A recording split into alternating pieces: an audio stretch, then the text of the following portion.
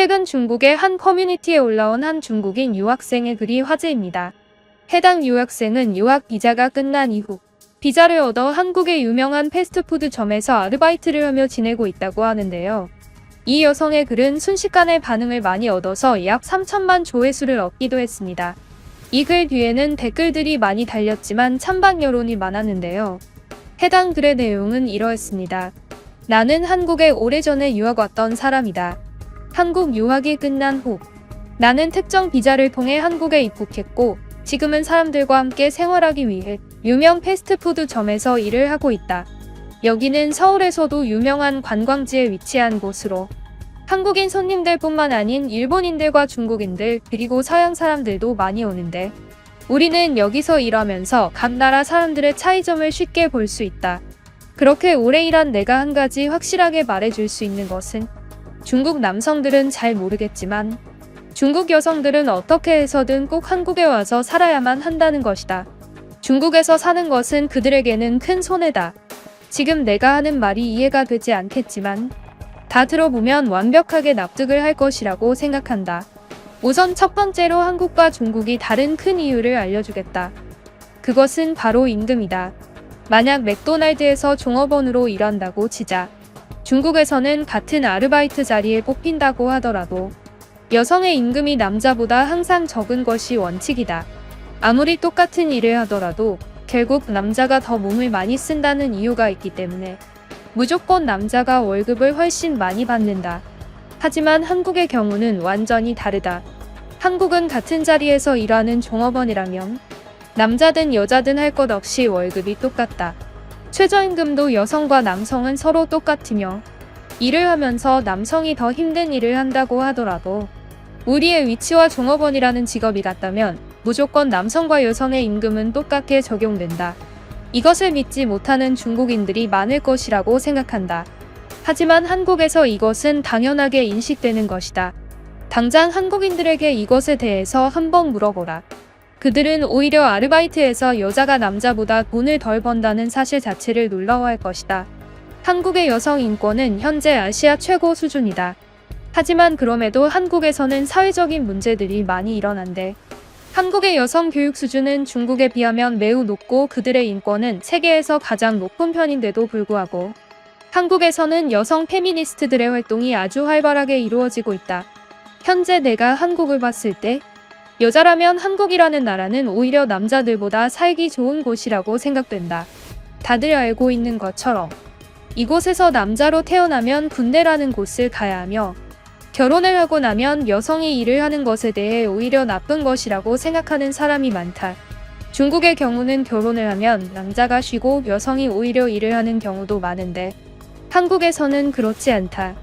한국은 거의 대부분의 가정이 남자가 일하고 여성은 집안일을 한다. 커리어를 중요시 여기지 않는 여성들은 무조건 한국에 와서 결혼하는 것이 좋아 보인다. 하지만 한 가지 문제가 있는데 이것은 한국에서 큰 문제이다. 한국은 외국인에 대한 인종차별이 가장 심한 나라 중 하나라는 것이다. 특히 중국인에 대한 이미지는 최악의 수준인데 그 원인의 대부분을 차지하는 사람들이 중국인 단체 여행객들과 조선족이다. 조선족은 실제로 한국에서 대부분의 중범죄를 일으키고 있기 때문에 한국에서 그들에 대한 이미지는 좋지 않다. 중국인 단체 여행객들은 그들 특유의 정신없는 관광 문화로 한국의 질서를 더럽히고 있기도 하고 최근 크게 한국에서 문제가 된 것은 바로 기후다. 한국에는 미세먼지가 아주 심각한데 그것은 중국 황해 주변에 설치된 많은 공장들 때문이라고 한다. 한국은 실제로 서쪽에서는 중국의 대규모 공장 단지에서 넘어오는 압류발 물질들을 막고 있으며 동쪽에서는 일본의 방사능 오염수를 직격탄으로 맞는 나라다. 이러한 문제가 엄청나게 많으니 한국인들은 외국인 자체를 싫어하는 경우가 많다. 그런데 내가 왜 중국 여자들이 한국에 오면 좋다고 했는지 이해 못하는 사람이 있을 텐데 이 모든 것들이 거의 대부분 중국인 여성에게 적용되지 않는다는 것이다.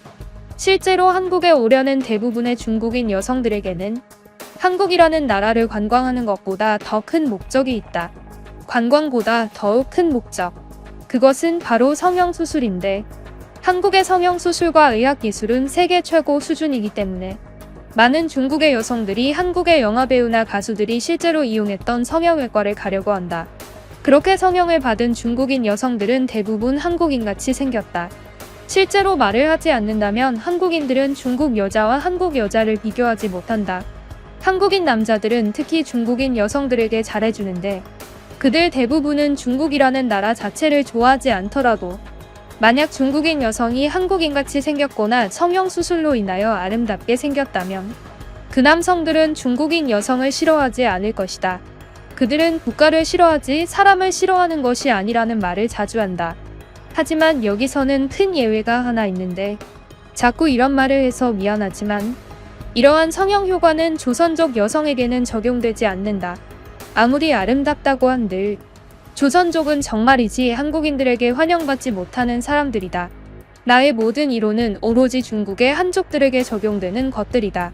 중국 여성들이 한국에 오면 한국 남성들을 생각보다 쉽게 만날 수 있게 될 텐데 그들은 정말 매너가 좋고 정말 다정하다.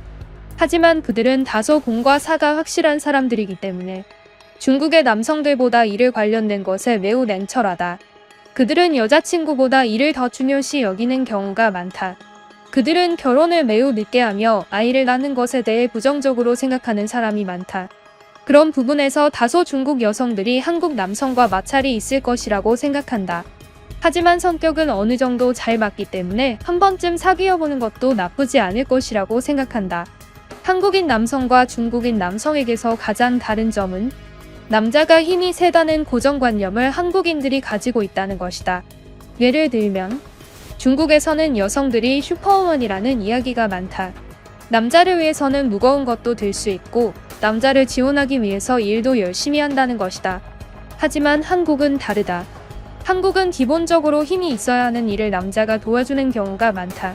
예를 들면 비행기에서 높은 서랍에 캐리어 가방을 넣는 여성이 있다면 한국 남성들은 그곳에 와서 도와주는 경우가 많다. 중국 남성들처럼 여자에게 그것을 시키고 자기는 쉬고 있다거나 여자에게 운전을 시킨다거나 하는 경우가 거의 없다. 운전 이야기가 나와서 하는 얘기인데 한국은 정말 신기하게도 여자와 남자가 차를 타면 거의 대부분은 남자가 운전을 해야 한다는 고정관념이 있다. 이것은 과장이 없는 정말 사실이다. 여기서 거짓말을 할 이유가 없지 않는가. 실제로 시내로 나가보면 운전자 대부분이 남자라는 것을 볼 수 있다. 음식을 배달하는 사람들도 대부분 남자들이며 택시 운전사도 대부분 남자들이다. 정말 신기하지 않는가. 여성 운전자를 정말 찾아보기 힘들다. 이렇듯 자기가 직접 힘든 일을 하는 것에 대해 회의감을 느끼는 중국인 여성들은 한국에 와서 살아본다면 정말 잘 맞을 것이라고 생각한다. 꼭 한국에 와보길 추천한다. 라는 글이었습니다. 이 글에는 댓글이 몇 가지 달리면서 찬반 논쟁이 있었는데요. 한 중국인은 이러한 글이 거짓이라는 이야기를 했습니다. 해당 댓글의 내용은 이러했는데요. 이 글은 대부분 거짓이다. 특히 중국의 공장들이 한국의 미세먼지를 만들고 있다는 소리가 완전히 비과학적인데 중국과 한국은 지도로 봤을 때 매우 가까워 보이지만 실제로 미세먼지가 바다를 타고 넘어가서 한국까지 가기 위해서는 정말 오랜 시간이 걸린다. 그리고 바람 자체가 동쪽에서 서쪽으로 부는데 오히려 한국의 공장에서 나온 더러운 물질이 중국으로 넘어왔으면 넘어왔지.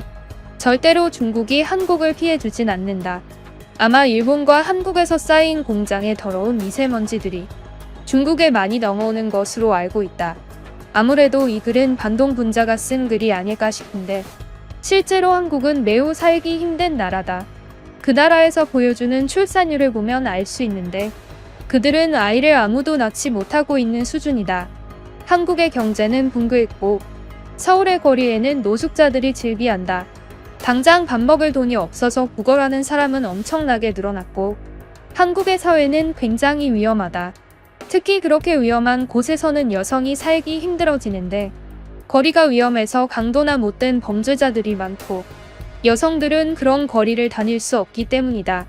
아무래도 이 글 작성자는 한국에 가본 적 없는 것으로 보인다. 이러한 글들은 아직도 여기 커뮤니티에서 많이 볼 수 있지만 단 하나의 글도 실제 한국과 맞는 소리를 한 적이 없다. 한국의 강도 소매치기 데이터를 검색해보고 오길 바란다. 한국은 거의 무법지대 수준이다. 사람들이 아기를 낳지 않는 이유도 도시 자체가 무법지대라서 아이를 애초에 낳지 않는 것인가라는 생각이 든다. 매우 합리적인 아이디어라고 생각한다. 라는 댓글이었습니다. 하지만 이 글에는 한국에서 오래 산 듯한 한 네티즌이 댓글을 남겼는데요. 해당 댓글의 내용은 이러했습니다. 또 스스로 전문가라고는 하지만 헛소리만 하는 놈이 등장했군. 아는 척은 하고 싶은데 아는 게 없으니 생각 정리가 안 되나 봐. 우선 한국을 포함해서 중국과 일본이 위치한 동아시아에는 바람이 한쪽으로 불지 않고 계절에 따라 바람의 방향이 다르다. 아마 한국의 경우는 봄에 중국에서 오는 바람을 직접적으로 맞을 것이라고 생각하는데, 그렇다면 한국은 봄마다 황사라던가 미세먼지에 시달릴 경우가 높다. 그리고 한국이 무법지대고 강도와 소매치기 건수가 높다고 했는데 그건 당신이 찾아보고 하는 소리인지 모르겠다. 실제로 한국은 길바닥 한가운데에 지갑을 놔도 아무도 건드리지 않는 기형적인 나라다. 최근 칼부림 사건들 때문에 중국에 이상한 소문이 돌고 있는 것이라고 보이는데 그것은 한국에서 매우 가끔 있는 일인 것이다. 중국에서는 거의 매일 일어나는 일이기 때문에 누군가가 칼을 이용해서 임의의 사람에게 해를 끼쳤다면 아무도 뉴스에 내보내지 않는다. 이미 너무 자주 있는 일이기 때문이다. 하지만 한국에서 칼부림 사건이 크게 보도된 이유는 한국의 범죄율 자체가 너무 낮은 나라였는데 그럼에도 불구하고 그런 사건들이 터졌기 때문인 것이다. 자기가 싫어하는 나라에 대해서 욕을 하고 싶다면 사실에 근거해서 욕을 해야 한다. 아는 척은 하고 싶은데 아는 게 없는 사람들이 딱 당신처럼 이야기한다. 당신이 이야기한 모든 것은 틀렸다. 물론 한국을 욕하려고 한다면 욕할 만한 요소가 많은 나라인 것은 사실이다. 그러한 한국의 단점을 날카롭게 비판하는 것도 아니고 완전 잘못된 정보로 헛소리를 하니 정말 기가 찬다. 라는 답글이 달렸습니다. 여러분은 어떻게 생각하시나요? 구독 안 하신 분들은 구독을 꼭 눌러주세요. 구독은 해외 글을 찾고 가져와서 번역하는데 큰 힘이 됩니다. 그럼 지금까지 뉴스품의 안기자였습니다. 감사합니다.